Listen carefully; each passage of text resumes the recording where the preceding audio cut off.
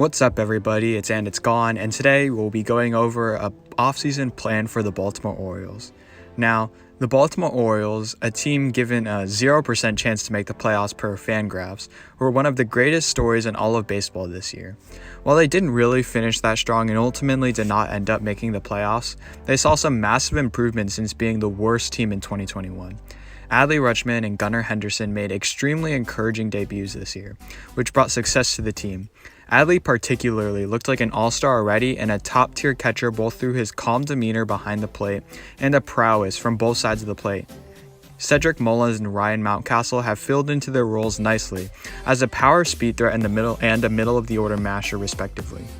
Lastly, their bullpen was lights out, and even when they traded all-star closer Jorge Lopez, a breakout star, to the Twins, they only got more breakouts in Felix Bautista and Ciano Perez. However, how do the Orioles capitalize off of these performances?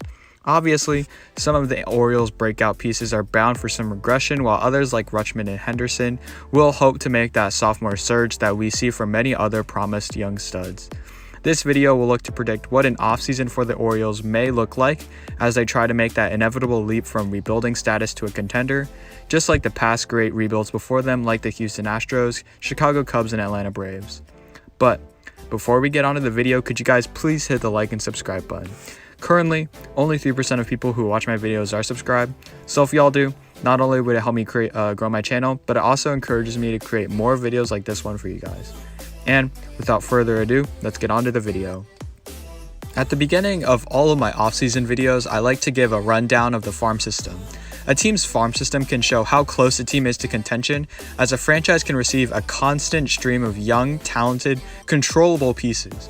Furthermore, as there becomes a surplus of talent at one position, some excess prospects can be shipped out to acquire a position of need. The most recent example of this was the San Diego Padres. Long considered a sleeping giant of the baseball world, they had so many prospects that they could trade for Blake Snell and Yu Darvish in one offseason while still having prospects to acquire Juan Soto a couple of years later. I think the Orioles are in a very similar position to the Padres in that 2019 offseason, roughly looking at the farm system. After years of drafting near the top of every draft, this Orioles team has a considerable blend of quality and quantity in terms of prospects. Their top guys consist of many position players sprinkled in with a pitcher here and there.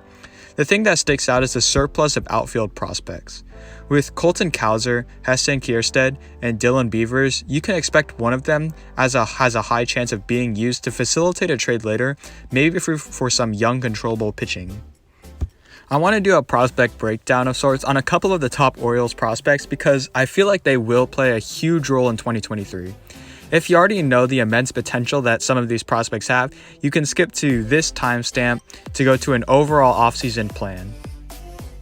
Grayson Rodriguez is the best pitching prospect in the Orioles organization and possibly all of Major League Baseball entirely. He has a big fastball which sits in the mid to high 90s and can touch triple digits on occasion. As a 6'5" righty, he generates easy velocity through smooth mechanics and long arms. For secondary pitches, he has a changeup, slider, and curveball, all of which he can throw at any time to get outs. His changeup and slider are probably his two best out pitches, as they sit in the mid-80s with heavy sink. He was great in AAA this year, albeit on a pretty short sample size, only pitching 69 2/3 innings there, as he was limited by injuries.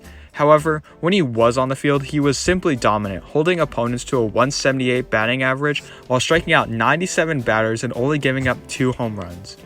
This all led to a 2.2 ERA, and with numbers like this, I have no doubt that he can be a front-of-the-line starter in the majors next year if he stays healthy. Colton Koerner is another one of the Orioles' high draft picks, as he was drafted 5th overall in the 2021 MLB draft. While many people at the time saw it as a reach and an opportunity for the Orioles to save money for later rounds, Koerner ended up turning into a really good young player. He's a slick fielding outfielder with a left-handed swing that can generate some easy power, although that power tends to turn into extra base hits rather than home runs. This year he started out in high A, but but ended up hitting all the way up to AAA and posted good overall numbers at the end of the day. He posted a .406 on base percentage and slugged .462, as he ended up hitting 19 home runs across a little bit over 500 at-bats. And I think that shows a good projection for how he can hit in the major leagues as a batter who gets on base with some extra base hits and sneaky pop from the left-handed side. The last player that I think has a really good chance of making an impact in the 2023 season for the Orioles coming out of their farm system is going to be Dio Hall. Now, I'm going to put this out here. Out of all of the guys I've talked about in this farm system, and maybe even some guys I haven't talked about, coming up in 2024 or 2025, Dio Hall scares me the most in terms of not achieving his full potential. He didn't really post good numbers in a short major league stint this year, but I think it's because they didn't really find a good role for him.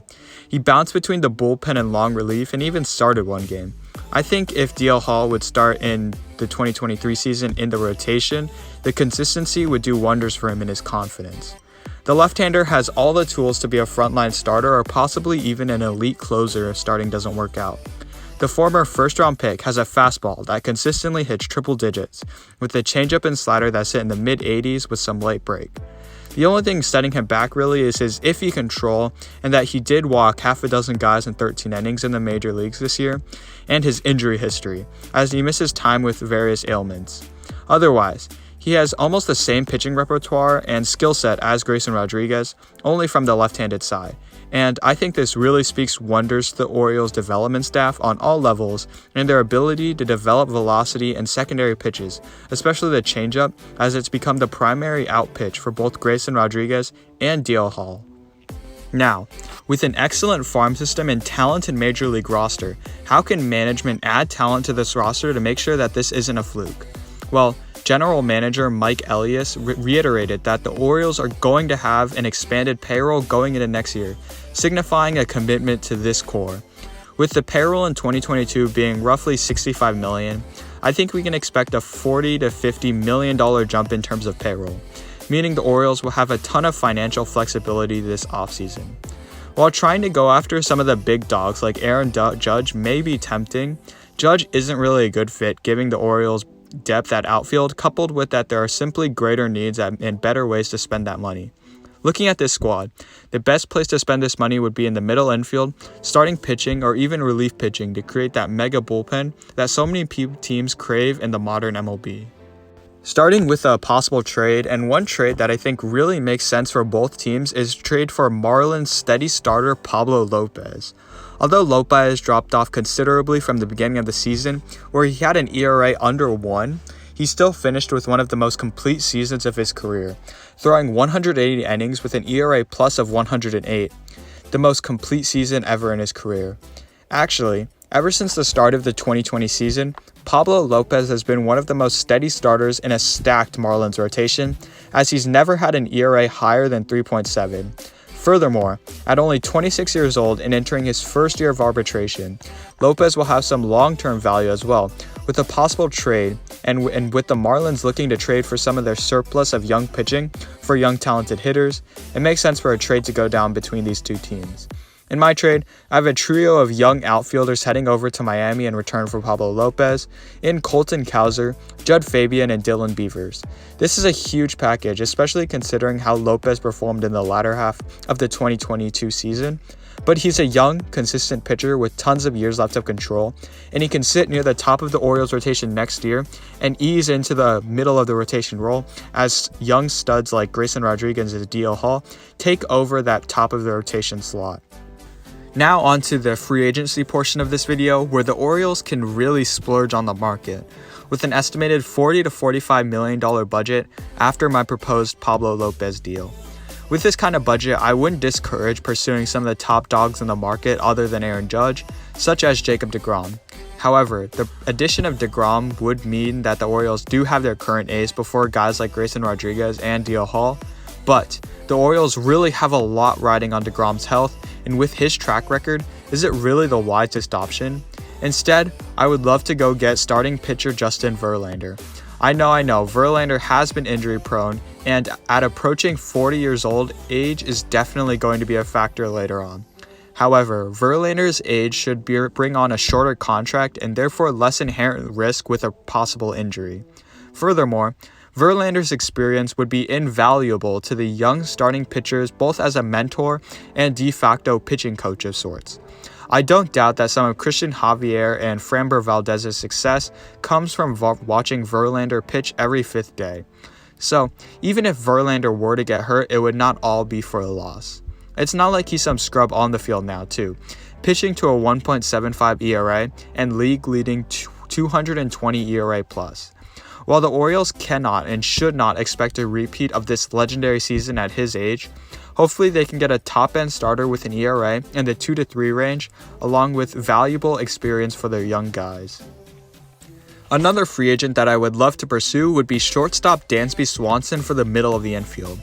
This year, he's had a very complete season at 28 years old, as he hit .277 with 25 home runs, along with his first positive defensive season at shortstop. This in turn led to his first All-Star season and in a contract year. Assuming that Verlander cost $20 to $25 million, a 6-year contract for Swanson with around $20 million average annual value should hopefully bring him enough money to entice him to go to Baltimore. While the hitting and fielding stats are nice, what I really like is his consistency. Out of the past 3 seasons, including the shortened 2020 season, Swanson has missed just 2 games and played in all 162 games this year. And although he may not be the flashy signing that other shortstops like Trey Turner would bring, Swanson will provide the consistency and underrated prowess that leads to wins, and he's been a huge reason why the Braves have been so successful over the past half-decade, and hopefully he can bring some of that winning culture to Baltimore. In conclusion, the Orioles draw many similarities to the great rebuilds of years past, like the 2015 Cubs and the 2016 Astros. Both of those teams ended up winning a World Series through the attachment of star veterans with their young, talented core, and I think the Orioles have the capabilities to do the same. This team has been holding fast to the rebuild idea through thick and thin, and now it's time to do a full 180 into contending mode. It's a fun time to be an Orioles fan right now, and I can't wait to see what the future has in store for you guys. Thank you guys so much for watching. Remember, if you enjoyed, please like, share, and subscribe, and comment down below new video ideas. I'm always looking for new ideas, but besides that, I'm just going to do more off-season videos. Let me know what team you would like next. More fun teams that I think would be good for off-season videos would be like the Mets or other teams that lost in the playoffs. But let me know in the comments down below if you would like a team. Any comment would make it so I'd prioritize on that team next. But again, let me know in the comments down below if you have any other ideas for off-season videos. And without further ado, I'll see you guys in the next one.